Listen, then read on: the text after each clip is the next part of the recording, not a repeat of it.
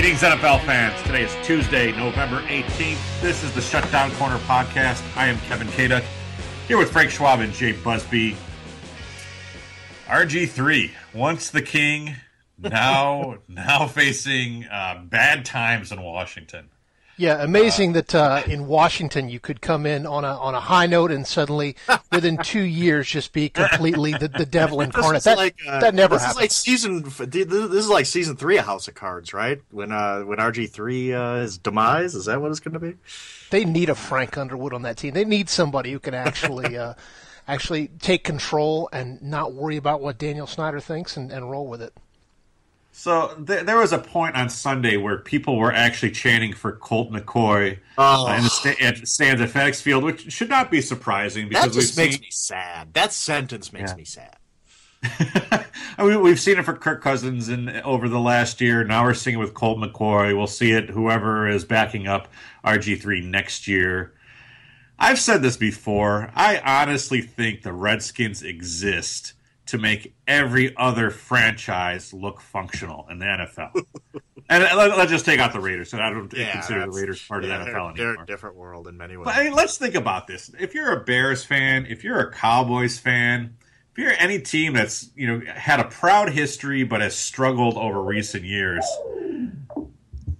the Redskins make everything you do look like the New England Patriots or Pittsburgh Steelers.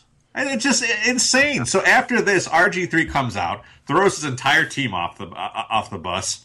No sooner has the blogosphere take this, sliced it, diced it up, and said, what the hell's going on here in Washington? Then Deshaun Jackson takes to Instagram and posts, you can't do epic shit with basic people. And we're sitting here thinking, well, that's the slam of everyone on that team. But then Jay Gruden, the coach, comes out and says, no, that was a slam at RG3. Yeah, basically did, yeah. What the hell is going on? In today's NFL, when every coach doesn't say boo about anything, what is Jay Gruden doing going out there fanning the flames? How is this happening? I think, I watched that press conference yesterday and in full because I wanted to see the context and everything like that. And thankfully, Redskins streamed the whole thing online. And it was really like I've been in a million press conferences with coaches, all different levels, sports, whatever. And people, I don't think, realize how rare it is for a coach to not – you could be critical of a guy, but you never get specific. It's almost impossible to get a coach to specifically call out a guy. And here, Jay Gruden basically went on a minute-long rant about exactly what RG3 did wrong. Like he was taking 3-step drops when we asked him to take 5. He was taking 1-step drops when we asked him to take 3. His footwork was terrible. He was really, really, really rare for a coach to do that. And I don't think people realize that. I kind of perked up when I heard that. Like, it almost came off like it's the stuff that we want to hear but never do. This is right. It's like a Thanksgiving dinner where everybody is all calm, and then right under the surface, someone says, "Pass me the peas," and someone says, "Oh, I think you've had too many," and then all of a sudden it explodes into this huge fight where people have got 20-year-old disagreements coming up. I mean, it was, and it almost struck me as Jay Gruden saying, "Hey, I've tried everything else. Nothing's working. I might as well just blast this guy." Like, really? Like.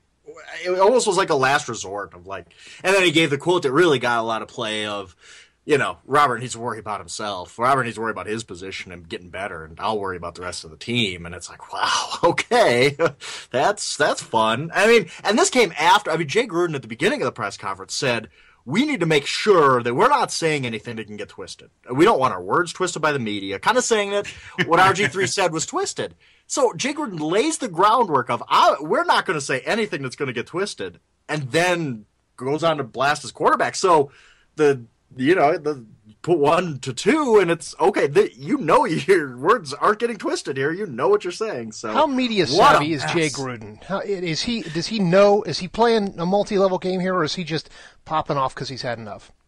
I think that he's just trying something different to get RG3 to – I mean, when you are a third-year quarterback and this deep into a season with this offense, and you're literally not taking – like, if the play calls for you to drop – I mean, it sounds really, really minor of, well, he dropped 3 steps when he should have dropped 5. It's not minor because this stuff in the NFL is all based on timing and rhythm. And if you're taking 3 steps, you've thrown off the whole play. It's a big deal. It doesn't sound like it, and maybe it sounds like you're getting too football geeky, but it really does matter in the realm of being. So he must sit there and think, what can I do? This play calls for him to drop 5. He's dropping 3. I throw your hands up in the air and say, I don't know what to do anymore.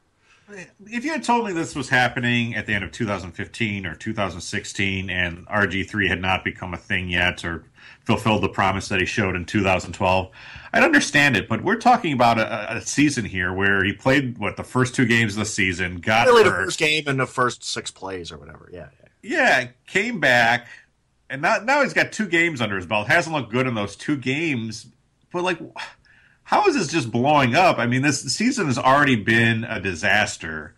You've already written this off. You're playing for draft position. Why is it that big of a deal to lose the Tampa Bay Buccaneers? I mean, I know why it's a big deal. It's really a rock bottom moment, and I don't think I don't think it has to do with losing to them. I think it just. I kind of wrote this winners and losers where.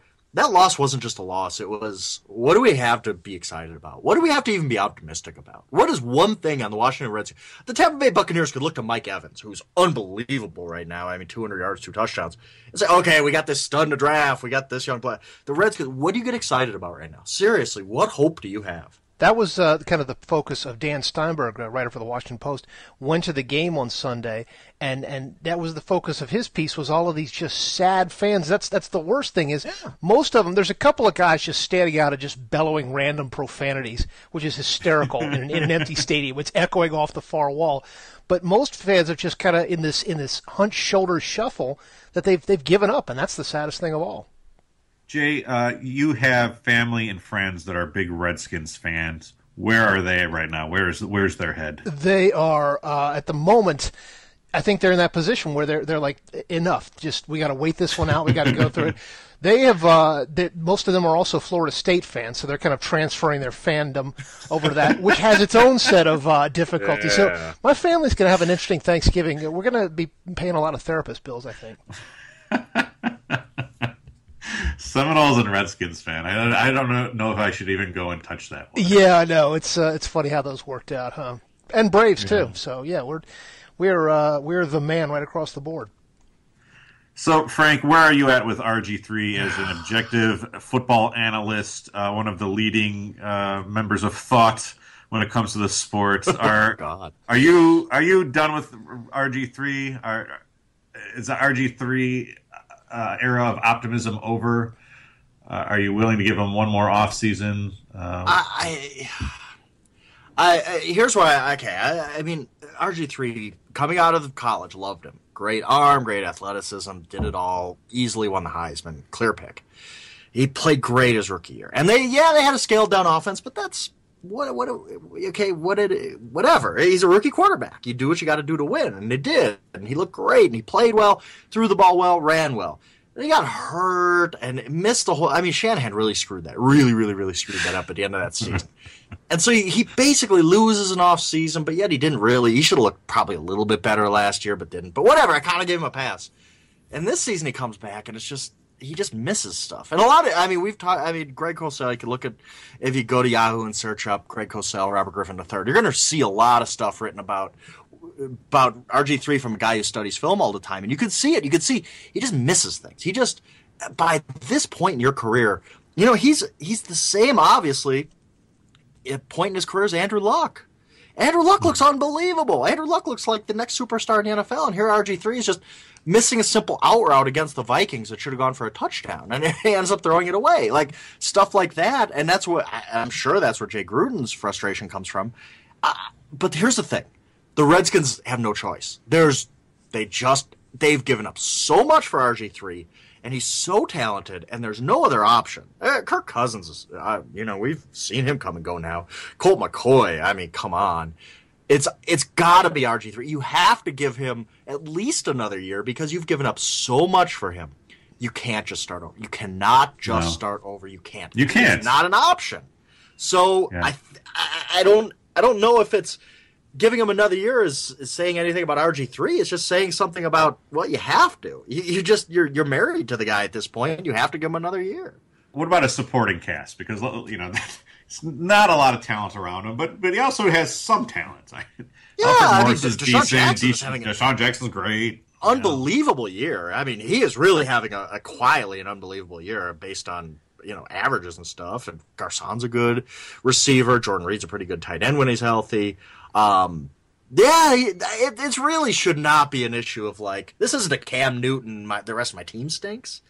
He's got to play, but Robert Griffin. I like Robert Griffin a lot, and if I had to bet, I'd still bet on his talent. And he's a hardworking guy. Everybody says that, and I'd still bet on him. But it's hard right now. It's hard to get behind RG3 when it's just rookie mistakes, basically. We spent last year, because you referenced the Shanahan playoff decision, we spent last year basically giving Griffin a mulligan because he was rehabbing from his knee injury and so forth. But it seems to me that you're saying that the mistakes he's making now are more mental than a result of that injury. This is not physical. It is mental. It is just fundamentally seeing the right things in the offense, your footwork, like Jay Gruden talked about, making the right. I mean, you just get the ball. Jay Gruden, we saw this on Andy Dalton. He was Cincinnati's offensive coordinator. Andy Dalton's not a physically talented guy, but Andy Dalton understands the rhythm and timing and get the ball out. And this is where it needs to go right now. But and RG3 just can't grasp that. And some of it is just he didn't do it in college. He ran a completely different offense that doesn't have anything to do with timing or rhythm. But now he needs to do that, and he just can't. And it's at some point you just have to stop making excuses and say, you got to get it done. You have to play better. All right, well, let's move on to the other big news of early this week, and that actually happened early this morning when it came down that the NFL has suspended Adrian Peterson for the rest of 2014, pending an appeal, which will conveniently be heard by Roger Goodell.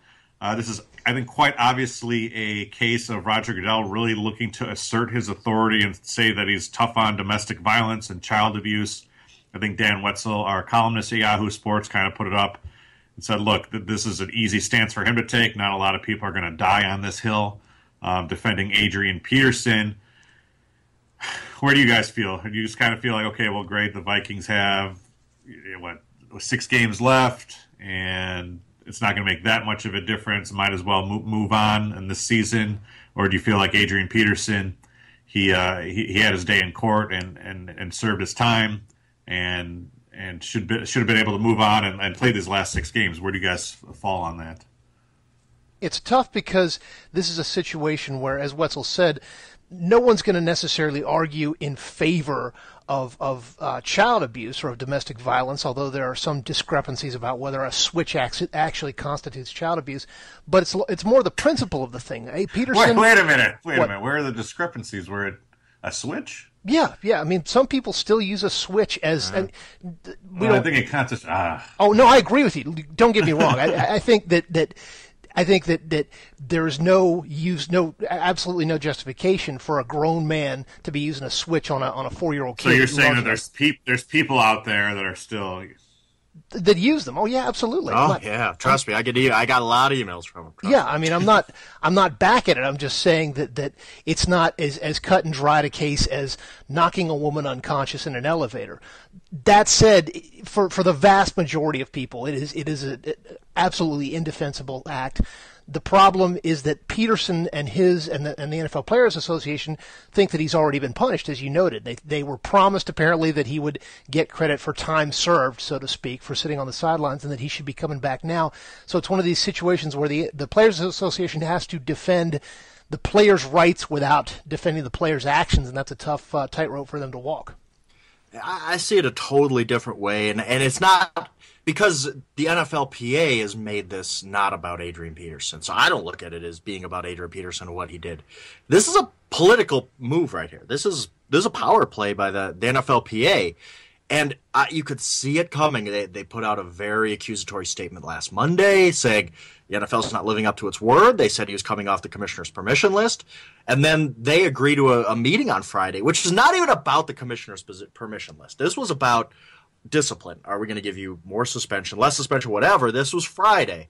On Thursday, the NFLPA and Adrian Peterson let the NFL know we can't make it. We're not going to show up. And they don't. And to me, all of a sudden, this has nothing to do about Adrian Peterson anymore. This is about and the NFLPA's statement was talking about, the personal conduct policy needs to be rewritten fairly. They need to have a different, they need to take him off the commissioner's permission list. And this wasn't even about that. So that just set off alarms to me that this was about the NFLPA saying, you know what, this isn't about Adrian Peterson. He's going to be collateral damage. We are going to now try to kind of attack a weakened NFL, and this is going to be our soapbox to get on, and this is going to be our issue, and we're going to pound this. And Adrian Peterson, as soon as he didn't show up to that meeting on Friday, he was getting the rest of the season. I mean, there's just no question about it. Once you don't show up to defend yourself, of course the NFL is going to hammer you. What else are they going to do? They can't have that precedent. So the NFL I think the NFLPA knew that in advance. They don't care because they are so desperate to get some leverage over the NFL in the next collective bargaining agreement meetings. I think that what this week has shown me is not about Adrian Peterson. It is about, fellas, we're in for a really long labor debate, a really long labor conflict coming up, and it's going to be worse than the last one, I think. I think that this week has just shown us NFLPA is mad as heck, and they don't care what the issue is. They're willing to dig in on something, and it was this issue, and they didn't really care that Adrian Peterson and getting the rest of the season suspended was collateral damage to it. Do you think they made a strategic mistake by backing this particular case?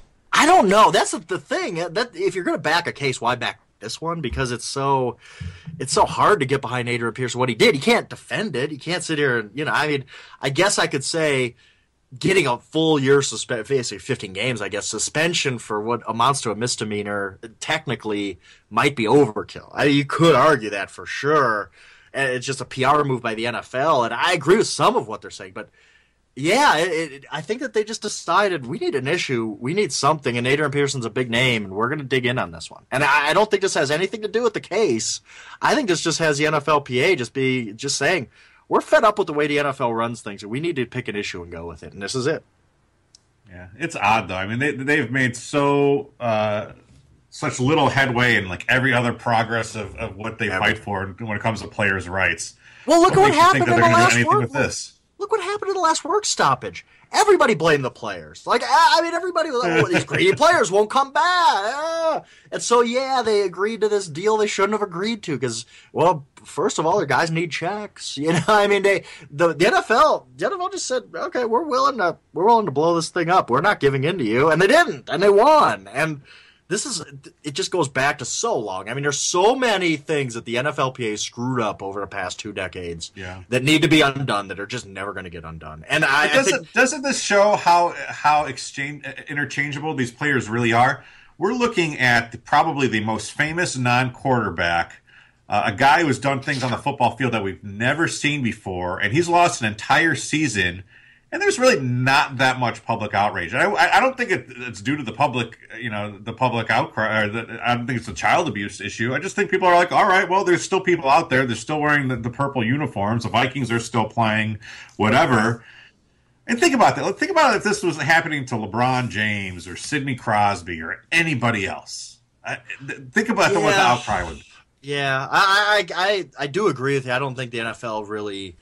But look what happened. The Vikings stink. The NFL people in the NFL fans en masse are going to keep watching the NFL, but the Vikings got to feel like, ugh. We're not the same team with Jerick McKinnon playing running back and okay. So let's say this happens to Marshawn Lynch. Do you see a lot of national outcry, getting Marshawn Lynch back on the field? That's a good point too. It's just how football players are viewed and treated.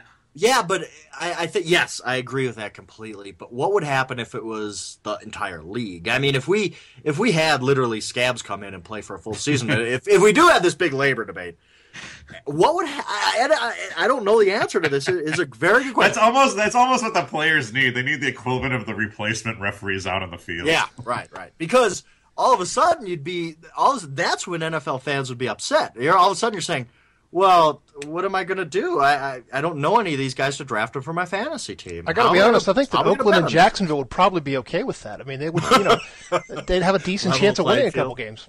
I mean, I think that it goes only so far. We'll watch the NFL no matter what. If the entire league just said, "Hey, we're fine. Go do whatever, union. We don't care. We're going to bring in scabs." I don't think people would watch. I think people would watch people it. care about the quarterbacks and not much else. That's what. If this were Peyton Manning, if this were Tom Brady, I think you'd have a whole different conversation going on. But yeah, I think that as long as the games are happening, we've talked about it before. As long as the games are happening, the bumps in the road are minuscule and forgotten quickly. Let me ask you. I'll ask both of you guys this question, and I'm not looking for a specific answer. If let's say the NFL average rating is 10 what share, whatever. Let's say they have a huge labor problem. None of the players crossed a picket line. Every single NFL player playing now is gone, and they play an entire season with scabs. What is the rating if it's 10 now? If you said 10, I wouldn't. You could make an argument for it. What would you think of ratings? It would dip to 7 or 8, and then it'd be back up to 10 within a few weeks. Wow. Do you agree, Kevin? Do you agree with that? I think local ratings would probably stay pretty the same. Now, would you be tuning in for Pittsburgh and Tennessee if you're not an Oilers-Steelers fan on Monday night? Then maybe not. Well, let's play this out. If this happens, you know what would happen. The NFL would go and it would find these new guys. 3 weeks ago, he was bagging groceries. Now he's quarterbacking the Browns. And they would promote these guys so that by week 6 we would know exactly who they are. We'd know, oh yeah, that guy right there, he was a prison guard for a while, but now he's an interior lineman. Let's not act like this hasn't happened in our lifetimes before. It did happen in 1987. Yeah. Well, I was only 9 years old then. And maybe you can shed a little bit more light on what it was like, Grandpa Busbee. I remember the replacement Bears being the object of a lot of derision and jokes. So I think that would probably still happen now, especially in the sarcastic age. No, the games would not be good. I mean, they just wouldn't. They just would. You can't. I mean, we decry when the St. Louis Rams had to throw out Austin Davis. Well, every team would be playing somebody far worse than Austin Davis at quarterback. I'm trying to look up right now how those teams did back then. But yeah, I remember the exact same thing. Everybody was making fun of it, but by the same token, we didn't have the same kind of connectivity and constant interaction that we have now with the NFL. I mean, there would be a full-out concerted effort to make these guys. We only interacted with them in terms of viewing them on Sundays, and then we'd read one article a day in the paper. Now it would be constant. I think it would be a whole different approach. I think that we would see the NFL's PR machine working overtime. I think there'd be a lot less laughing at them than we think there would be. And I guess if you get a couple, hey, Tim Tebow. That's right. Yeah, Lawrence Taylor was too. He crossed the picket line. And it's he was playing tight end and outside linebacker against these guys who punch the clock at the steel mill on Monday through Friday. Getting back to the sports roots. It would be interesting to see if we're talking about scab players in a few years, but I don't think it will happen. I don't know. I think the NFL, and Sean Gilbert wants to take over the NFLPA and blow everything up, and I think the players almost get behind that at this point. I think they're sick of this too. So it's going to be really, especially, on the same day basically that Adrian Peterson gets the gate for the entire year, Giancarlo Stanton signs a $325 million contract. Guaranteed. Right? All guaranteed. It's a 6-year contract with a 7-year player option. That's what it is. Giancarlo Stanton's contract is probably as much as the top 5 NFL contracts combined. Good Lord. Probably. There's been some $100 million deals. There's been a couple guys have reached $100 million. So but you know what I mean. It's insane. It's really insane, and I think the players are more sick of that than anything else. By the way, final television revenues were down 20% during the 3 replacement games. That's revenues, that's not ratings, but still, you can see that there was still interest. There was still plenty of interest, a majority of interest. People stuck with it. It'd be phenomenally interesting. We sit here and talk about TV ratings are the same no matter all these off field. That would be the test. If the NFL could keep on that 10 share or whatever the average is, then the NFL would just be impossible to deal with. They'd give guys minimum wage at that point. They just screw it. We are invincible. We are not. We don't care what we do anymore. We are just the NFL, and we will always be the king. Goodell would just start wearing a robe with a hood and carrying a scepter, and there would be no stopping him. I've always enjoyed the GIF, I guess it is, of Goodell's head on Vince McMahon's body when he's strutting out. It literally will make me laugh anytime I see it. All right, let's move on to the lightning round. 3 minutes of nonstop questions to Frank Schwab. Jay Busbee, you are on the clock. As we discussed yesterday, the NFC South could have a team that is way below 500. What would you do if a 5-11 team manages to make the playoffs, Frank, other than dance? You know what? You know what would happen, Jay? That 5-11 team will win a playoff game. And then everybody from here until the end of time would say, well, you say this about how bad it is, but don't you remember the 2014 Falcons? They beat the Lions in the first round. So I guess I'm just waiting for that to happen.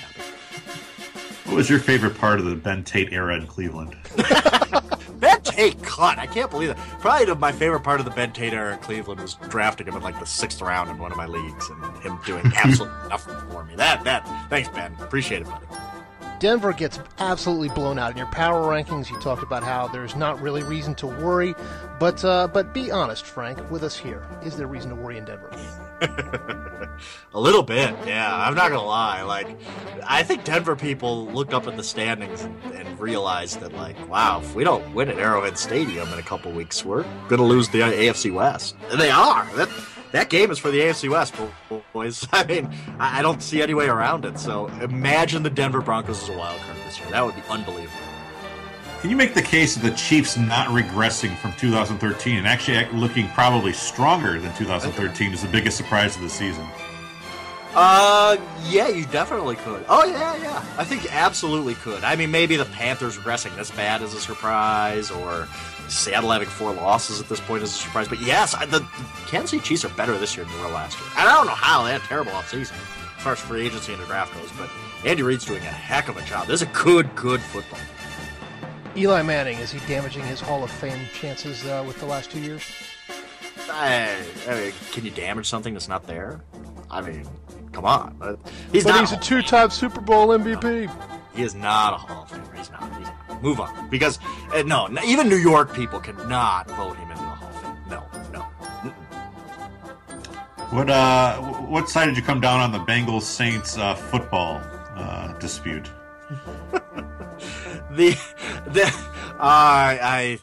There's a separate podcast that we played on the market where I just read the emails I got. I'll just leave this. Philadelphia Green Bay ended up being a complete fizzle. Was this Philly's fault, or is Green Bay just that much better than everybody else? I think Green Bay is just that much better than everybody else. And I don't, it's hard to lose by 50 points or whatever the Eagles lost by, really. But, they shouldn't have lost by that many. But I think just the Packers are just going to roll at Lambeau the rest of the year. Even against the Patriots. That's going to be a great game. I don't see the Packers losing at Lambeau the rest of the year. All right, 5 seconds left. I'll make this easy. True or false, you knew who Jonas Gray was before Sunday night? I did. That's true. That's true, because I played enough deep fantasy leagues where I have to know that kind of stuff. But there's a guy, like, my buddy was telling me he plays FanDuel, and little plug for our sponsors, FanDuel. He plays FanDuel, and he was listing this guy's lineup who ended up winning this huge contest he was in, and he was like, he got the Jonas Gray scoring like 43 points or whatever. He's like, who puts Jonas Gray in their lineup? Like, who sits there on Saturday night and is like, I am gonna pay however much on my salary cap for Jonas Gray? Like, that is. You have to be a Jonas Gray didn't even put Jonas Gray as like, how does that happen? He had like this guy, he read me his lineup, and it was like Mike Evans, Jonas Gray, Packers defense scoring 30 points, and it was phenomenal to listen to him list off that lineup this guy put in. So is that like the person who won the $1 million, or? I think so. Yeah. I think he told me that it was the guy that won the $1 million contest that had.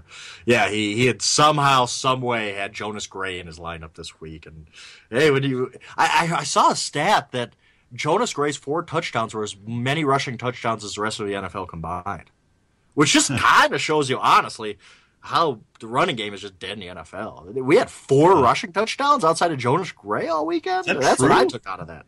I read that on Twitter, so it has to be true, Kevin. No. But yeah, so there's 8 total rushing touchdowns in the. I saw that same tweet, but I didn't verify it. I didn't go back and look through every game or anything. But it's the first time since at least 1940. I can't imagine it's happened again. I mean, maybe it happened like 1921 or something. But yeah, apparently Jonas Gray has many rushing touchdowns as the rest of the year. I saw the one tweet that was like the last time a 4 touchdown guy had a 4-touchdown game when he came into the game with 0 touchdowns. It was like 1921. Yeah, it was some team that I've never even heard of, and I've heard of a lot of those old teams, and it was just like, oh, okay. The Des Moines Brown Bombers. Yeah, it's just something so totally random. That's the reason I love those old NFL teams. Is a lot of those old NFL teams were like in these really small Wisconsin towns. It's great. Like Racine had a team, for God's sake. Just associated with a factory or whatnot. What a great. They were. Yes, what a great. Associated with a factory, and they'd get hired away by other factories each season. See, Kevin, when you buy me my Christmas present this year, I would love a Canton Bulldogs like sweatshirt. I think that would be the coolest thing. The Canton Bulldogs, like that. They should like send the Jacksonville Jaguars to Canton. Make them the Bulldogs. Let's just go with that. Come on, make them wear leather helmets and the whole bit. London. I'd rather see that than some team go to London. Let's put the Raiders there. Raiders at home. Put John Krasinski on the team. Sweet, perfect. We're there.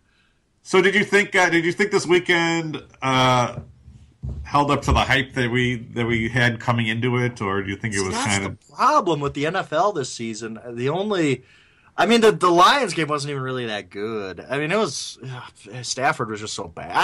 It was close, but it wasn't good. The Seattle game was really entertaining. I enjoyed that one. And the Packers game, they turned it off on the local Fox here. They flipped to it in the third quarter because it was such a blowout. And then even the Patriots game wasn't that close. So I heard a stat that more than quarter of the games this year are being decided by 20 points or more, which is unbelievable because we like to think about the NFL as parity. But parity means like every game's like a 3-point game. When we have 25 to 30% of the games being decided by 3 touchdowns, it ain't parity. It's not. It's just teams just changing week to week, like the Pittsburgh Steelers or whoever. Like the Pittsburgh Steelers change from half to half. Yeah, they really do. It's speaking of the Steelers, we had crapped all over that game and said, "Oh, what a terrible way to go out." Turned out to be one of the better games of the week. There, the Steelers coming back at the end. It was pretty intense there at the end. Le'Veon Bell played out of his mind. But the Bengals are this week's team. They go against the Browns, and they look literally incompetent. Like, they're never going to win another game again. Everybody talks about how bad the Bengals are, and they're never going to make a play, blah, blah, blah. And then they go in and just destroy the Saints in the Superdome. I mean, that game was not competitive whatsoever. So what do you make of that team? You're trying to do the power rankings like I do on Monday night. You're looking at the Bengals and just saying, what? How? What? What do I make of this team? Who is this team? I have no idea. I have no idea either. A team like Houston is confusing. I think think Tampa Bay is confusing. I don't think they're a good team, but I don't think that they're you pick them against them in Survivor Pool every week bad. No.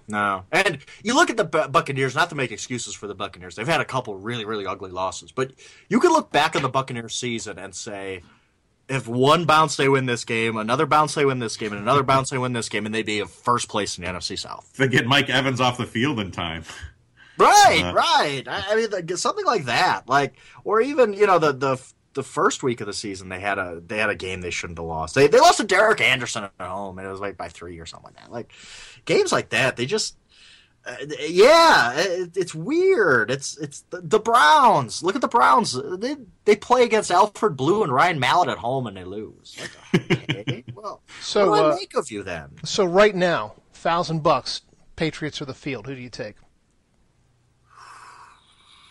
I guess Field. Patriots. That's really tough because I don't. Yeah, I guess you logically have to take the field because the Patriots aren't a better than 50% chance to win. But I don't know that I trust anybody else. I will say a Patriots-Packers Super Bowl would be really entertaining, wouldn't it? Not for Kevin, but for everybody. For the rest of us. I mean, I'd break out my Drew Bledsoe jersey and just. We haven't. I actually have a Drew Bledsoe jersey. It's funny that the whole Aaron Rodgers MVP thing hasn't taken off. He's been just out of his mind lately. I mean, especially at Lambeau, he's just so locked in. And those receivers, I mean, Jordy Nelson every week has that same play. And you know what play I'm talking about, where he's running down the right sideline. He is beating the cornerback. He cuts inside and scores a touchdown from like 80 yards out. And it makes every fantasy owner of Jordy Nelson happy. And it just happens every week that you can't stop it.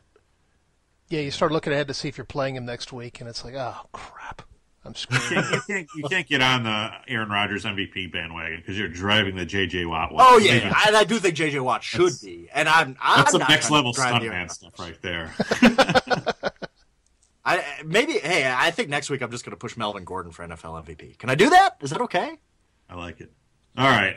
Well, we will be back on Friday to break down Week 12 in the NFL. Some good matchups out there. Maybe not quite the level of what we expected in Week 11, but hey, maybe everything will shake out a little bit better, have some more entertaining games, and we'll talk about that and more. This has been the Shutdown Corner Podcast, now on YouTube. We're on Twitter at Shutdown Podcast. Tell your friends, tell your neighbors, tell your wife. Get as many listeners as you can. I am Kevin Kaduk here with Frank Schwab and Jay Busbee. We will see you next time.